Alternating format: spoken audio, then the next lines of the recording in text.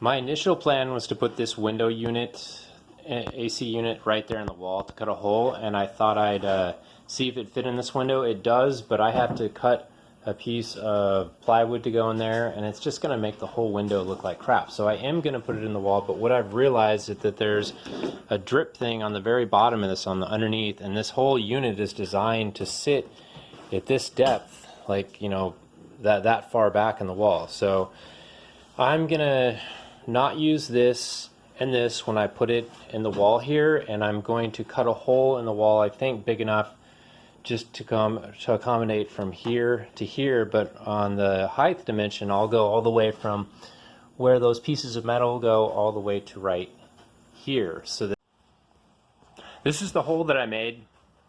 There's no AC unit in there, just to give you a good idea. I messed up on the vertical height of it, so I just put this little piece of 3/8 inch plywood here, and it's kind of nice because it's a better than plywood platform. And okay, putting this Toshiba 5000 whatever BTU unit in the wall, I ended up putting it, you know, that it wasn't going to fit in the windows. So this is a 2x4 wall with T111 5/8 or 3/4 inch siding on the back of it, and then I've got 1/2 inch sheetrock here. So to start off with, the width that you want to cut the hole to do this is going to be 16 3/8 wide, and then you want it to be 13 3/8 or 13.5 tall. And then when you finish, you know, framing out the hole with 2x4s, making sure that you've got your 2x4s on, you know, all four sides of it, the main thing is getting the depth on this thing right, because there's a drip hole on the back of this thing. I don't know if you can see it from here, but that thing has to stick out far enough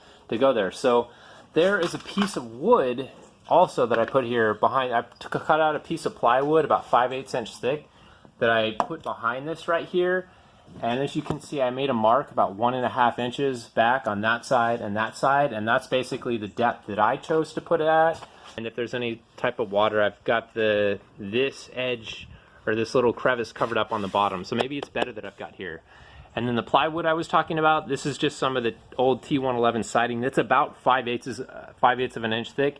There's my mark right there. I went a little bit further back because I wanted to make sure that that was sticking, but that mark is about 1.5 inches there, 1.5 inches there, and then you can just see, you know, that's where I've got my piece of plywood on the top to make sure that this lip or this piece of metal that comes with the thing doesn't allow the thing to basically fall out of the wall.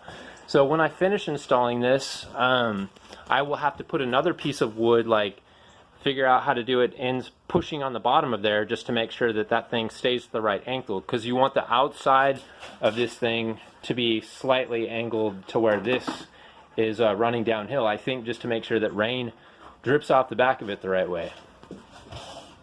But it fits in there pretty easily. Let's see if I can, so easily that I can even pick it up with a phone in one hand and slide it in there. So it's not that hard to do it this way. Yeah, so this bottom moves in and out, so you have to make sure, however I do it, I'm probably going to put the sheetrock back on there, put a 2x4 like on top of the sheetrock, drilled into here and here, and then have another piece of wood that slides under there, and then that way I can drill 2 screws in, one here and one here, to keep the bottom of this at the right depth, because it's going to change the angle that it sits at. I've yet to put the sheetrock back on there. Okay, last part of this video, I've got the sheetrock back up, I've got the AC unit in the wall, I've affixed this 2x4 to the bottom of it so that I could slide a block in there, press it against those things or whatever to keep this thing at the right angle, because, you know, you can move the bottom in and out, and that's gonna change, you know, the angle, the drip angle outside. So I've got this board cut, it's the right length, but I cut that little angle on it to give myself enough room to get the cord up kind of that way.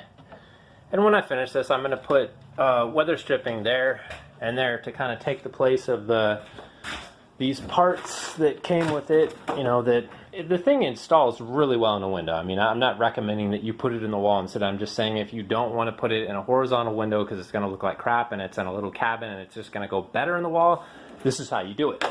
And I might be able to use this weather stripping that came with it. We'll find out. But this thing, I just want to get this in there to show you. So yeah, I've got this thing pushed in all the way, and I don't know if that's the right angle, but I can change the angle, and then I can put a screw here and here and have something to screw it in there to keep it. And then also this, you know, is kind of my weather stripping, sort of. I'll put weather stripping on all four sides outside, but to fill in a big gap, that piece of wood is good and it holds it in place. Let's go see what the drip angle looks like, and let's see if I can figure out where my level is.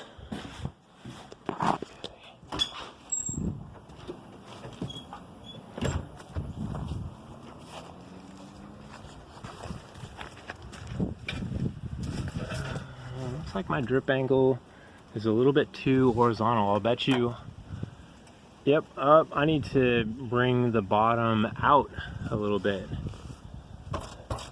There we go. So wherever that looks about, that's what it should be. The bubble should be going towards the wall. I guess I can go back down there and screw it in the appropriate place. There's some trim pieces on there. I'll have to paint the 2x4.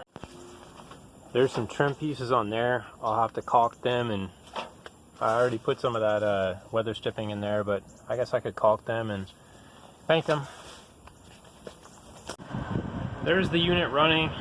It's blowing cold really well. It's a great unit. If I had to do the whole thing over again, I would have bought a vertical sliding double hung window, which is what it says in the directions to use. It doesn't even give directions for how to use a horizontal thing. It just shows how to do the vertical double hung window that goes up and down, and it's really meant for that. It's supposed to be a window that's between 23 inches wide, 23 and 36 inches wide. And like I said, if I had to do it over again, I probably would have just got one of those windows to put here.